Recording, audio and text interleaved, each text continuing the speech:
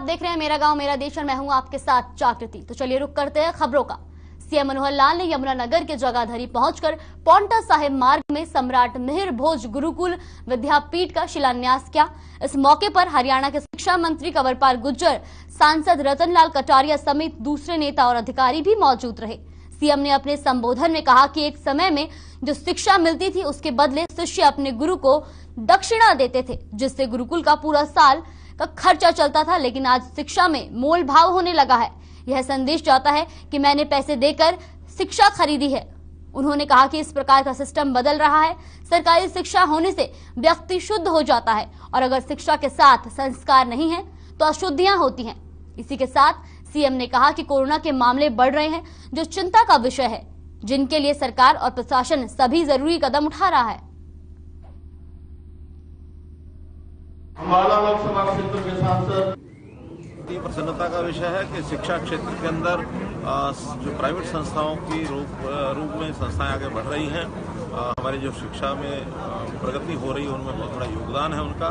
तो आज मैं सम्राट मिहिर भोज नाम से जो गुरुकुल विद्यापीठ बनी है उनको शुभकामना देता हूँ, बधाई देता हूँ। और शिक्षा क्षेत्र में इसी प्रकार से योगदान ये करते हैं। सब संस्थाओं के सामान्य शिक्षा के साथ साथ कुछ अन्य विशेष शिक्षा, संस्कार, नैतिक शिक्षा देने के कुछ अपने अपने प्रारूप रहते हैं। उसी में ये गुरुकुल शिक्षा है। तो गुरुकुल शिक्षा में सामान्य शिक्षा तो सब मिलेगी। साथ में हवन यज्ञ है, कोई योग की विद्या है, या इस प्रकार से संस्कृत का जो पाठ्यक्रम है, ऐसे कुछ अलग प्रकार से करेंगे। बाकी इससे ज़्यादा विद्यापीठ के जो लोग हैं वो स्वयं बताएंगे। लेकिन क्योंकि मेरा जो संबंध गुरुकुलों से पहले से आया हुआ है, ये शिक्षा में नैतिक शिक्षा और संस्कारों की बात सामान्य शिक्षा के साथ साथ बहुत अधिक जोर देते हैं, क्योंकि आज की आवश्यकता है और करना चाहिए। 50% की हाजिरी पर खुलने चाहिए, बाजार शाम को 6 बजे बंद होने चाहिए। जितना आवश्यक है उतने गतिविधियों पर प्रतिबंध लगाया है। बहुत अधिक प्रतिबंध लगाते हैं तो जैसा पहली लहर में हमने देखा कि आर्थिक तौर पर भी एक प्रकार से सारा चक्र रुक जाता है और आर्थिक चक्र रुकने से सामान्य परिवार बहुत ज़्यादा प्रभावित होते हैं। हमने पहले फेज में करके देख लिया है। और अब चूंकि जितना आवश्यक है उतना अपनी दूरी बनाकर रखें, मास्क लगा कर रखें, बाकी सब चीज़ों से बचाव के जो काम है वो उसमें प्रोत्साहन देना चाहिए। एकदम प्रतिबंध लगा करके चलना शायद वो सामाजिक व्यवस्था में चिंता का विषय है। और हम जागरूकता अभियान भी इसमें चलाए हुए हैं और सरकार की ओर से जितने इंतजाम किए जाते हैं जगह जगह वो भी हम कर रहे हैं। और इस पर हमने जो एक टास्क फोर्स बनाई हुई है, नारकोटिक्स का जो सेल बनाया हुआ है, वो भी जगह जगह जहाँ भी इलीगल इस प्रकार की एक्टिविटी करते हुए नशीली चीज़ों के व्यापार में लोग मिले हुए हैं, उनके ऊपर केस बनाते हैं, पकड़ते भी, बहुत सी चीज़ें पकड़ी भी हमने। ओम प्रकाश गांधी जी ने कहा कि शिक्षा के साथ साथ संस्कार भी, और सांस्कृतिक राष्ट्रवाद जिसकी बात उन्होंने की, तो उसी पे आधुनिकता भी होगी लेकिन संस्कार भी होंगे, प्राचीनता भी और नवीनता भी जो उन्होंने कहा है, बिल्कुल उसी पे ही इस प्रकार की एक शिक्षा दी जाएगी। और उसके लिए ओम प्रकाश गांधी जी और समाज के अन्य लोगों का प्रयास है कि इस प्रकार की शिक्षा दी जाए बच्चों को, ताकि वो संस्कारवान बने। इस प्रकार के स्कूल बहुत खुलने लग रहे हैं और अब देश की जरूरत समझ रहे हैं और माँ बाप भी इसको जरूरत समझते हैं। और आजकल आप देखिएगा, जहाँ एक बीच का दौर ऐसा था कि गुरुकुल में बच्चों की संख्या बेहद कम थी, लेकिन आज एक ऐसा दौर है गया कि गुरुकुल में एडमिशन लेना भी एक मुश्किल काम हो गया।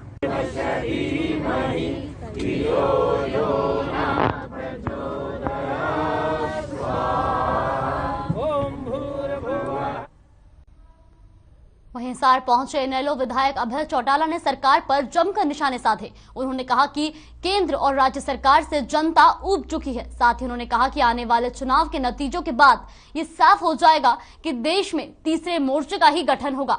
अभय चौटाला ने कहा कि 5 राज्यों में चुनाव के बाद बीजेपी की उल्टी गिनती शुरू हो जाएगी।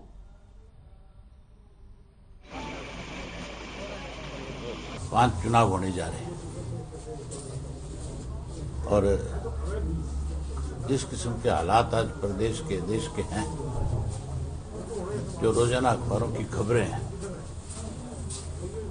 जो रोजाना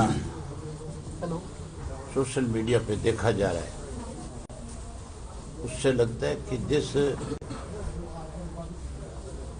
उम्मीद के साथ लोगों ने भाजपा की केंद्र में सरकार बनाई, उत्तर प्रदेश में सरकार बनाई, उत्तराखंड में सरकार बनाई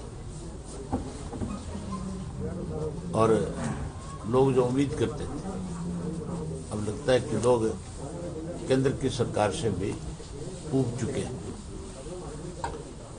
आज जिस तरह से भगदड़ मची हुई है उत्तर प्रदेश के अंदर,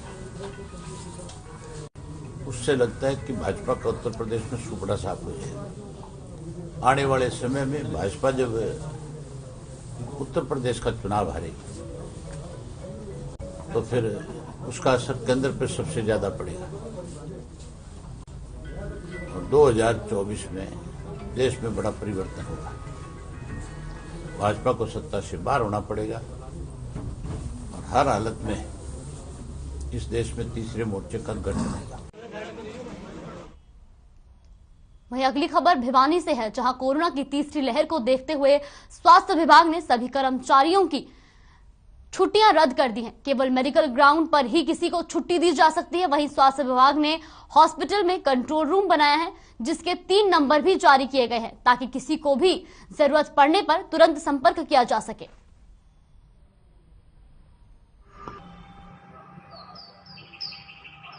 आपकी बात सच है कि हफ्ते से हमारी जो स्पीड है कोरोना की वो ज़्यादा हो रही है। इसमें आपको मैं आंकड़ा बताऊं कि पूरे भारत में 2.5 लाख से ऊपर डेली केस पॉजिटिव आ रहे हैं। हमारे जो हरियाणा में 7,500 के आसपास पॉजिटिव आ रहे हैं और हमारे भिवानी में भी 100 से ऊपर पॉजिटिव केस आ रहे हैं। तो इनमें पॉजिटिव केस आ रहे हैं, लेकिन जो सीवियरिटी के जो केस है, नंबर ऑफ सीवियरिटी के जो सिम्टोमेटिक है, मॉडरेट सीवियर, उनकी संख्या इतनी नहीं है।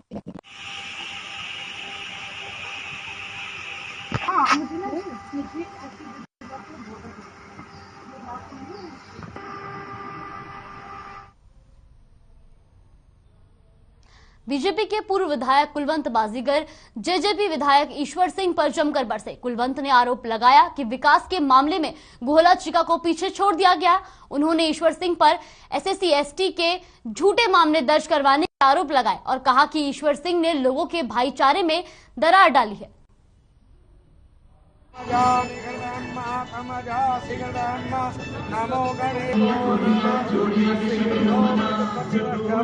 इसीलिए राजनीति करनी है तो समाज सेवा हिसाब से करें। इस गुला चीका ने बनाया है, गुला चीका में आया करें, वो समय दिया करें। मैं रिक्वेस्ट करूंगा कि गुला चीका में वो विधायक है, हमारे भी वो माननीय विधायक हैं, वो गुला चीका में आए और गुला चीका में बैठ के लोगों की सुने।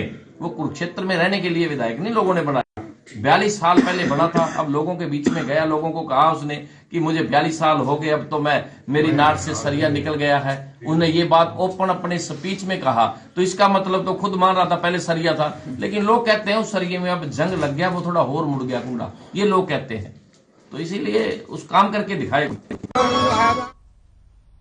रुकते हैं एक छोटे से ब्रेक के लिए। ब्रेक के बाद फिर लौटेंगे खबरों के साथ।